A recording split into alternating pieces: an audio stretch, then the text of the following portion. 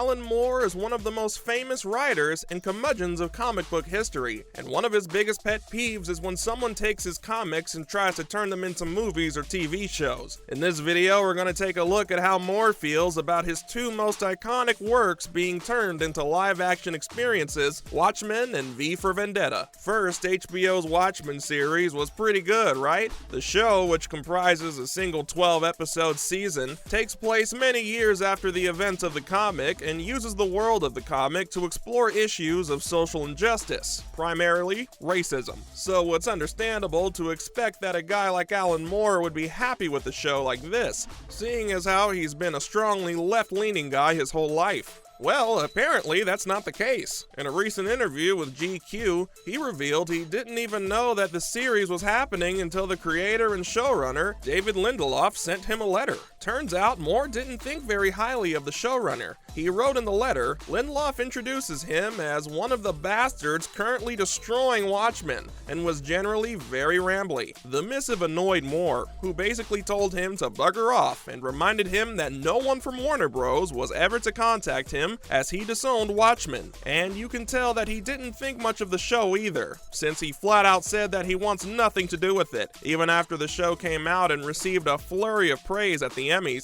he wasn't happy about it. Let's try to get to the bottom of why he hates the Watchmen adaptation so much. For starters, it's long been a personal belief of Moore's that adaptations are a dumb idea in general. If a story exists within a certain medium, it's because the story is uniquely suited to that particular medium. If Watchmen, for example, would have worked best as a movie or TV show, then it would have been a movie or a TV show and not a comic. Of course, Moore isn't the sort of guy to be convinced by the fact that there's a lot of money for studios to make in adapting movies. Zack Snyder's Watchmen movie would be a good example of this, in Moore's opinion. After decades of trying to put the comic to the screen, Snyder basically turned Gibbons' art into storyboards and recreated the panels and visuals of the comic. That was the good part. The bad part was that he misunderstood the message of the comic, portraying its heroes in a cool way even as the story deconstructed the very idea of superheroes. But when it came to Watchmen, the story is way more personal. After all, Moore has disowned his best and most iconic work. He even told his former bosses never to contact him again. What exactly is going on here? Next, the battle for ownership is a story of comic book legend.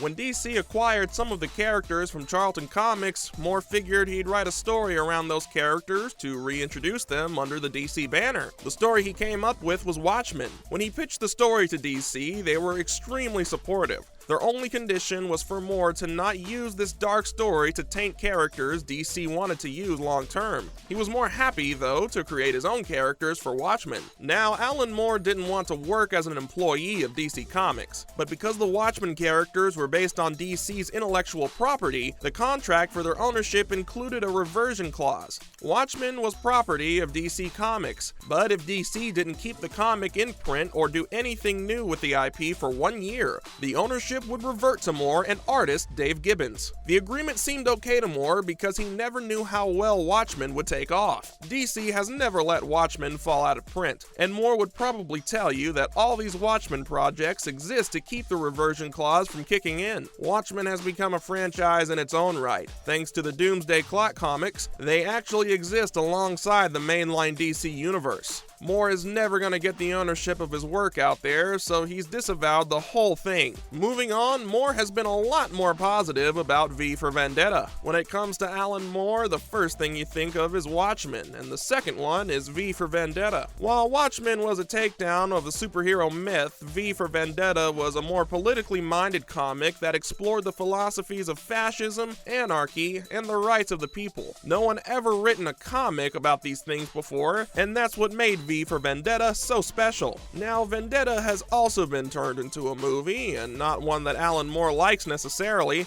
Directed by James McTeague in his first stint in the chair, and working with the screenplay from the Wachowskis, the movie shifts away from Moore's exploration of fascism and anarchy. Instead, since the movie came out in the post-9/11 era of 2005, it's more of a commentary on the Bush years. Although Moore has never seen the movie, his complaints were less severe and more esoteric than his complaints about the Watchmen adaptation. While V for Vendetta was him raging against Margaret Thatcher, Hollywood turned his story into a rage against American conservatism. They didn't misunderstand understand the point so much as they changed the point altogether. And yet, Moore is happier with this movie than he is with Watchmen. Now, why is that? Coming up, the differences between Watchmen and V for Vendetta's legacies. Even if Vendetta was as good as Watchmen, it was less of a commercial success. That's why DC has never turned this comic into a franchise, and when the movie came out in the early aughts, not many people knew about the source material. But the movie was decently successful, and it made a huge impact on the young people watching it at the time. How many of those Guy Fawkes masks have you seen out there?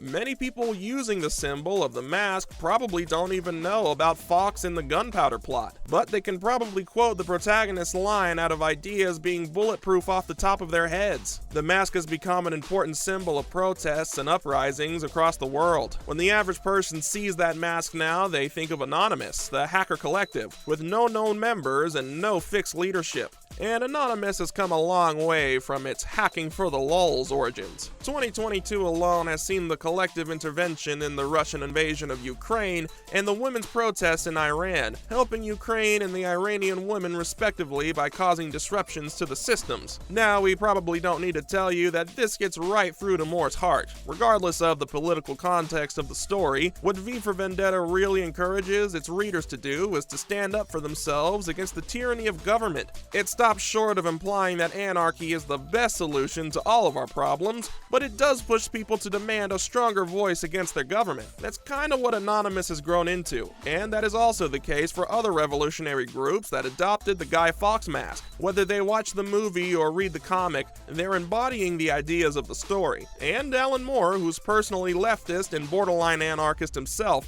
probably sheds a prideful tear at what he's accomplished through V for Vendetta. This, of course, is a very sharp contrast to the legacy left by Watchmen.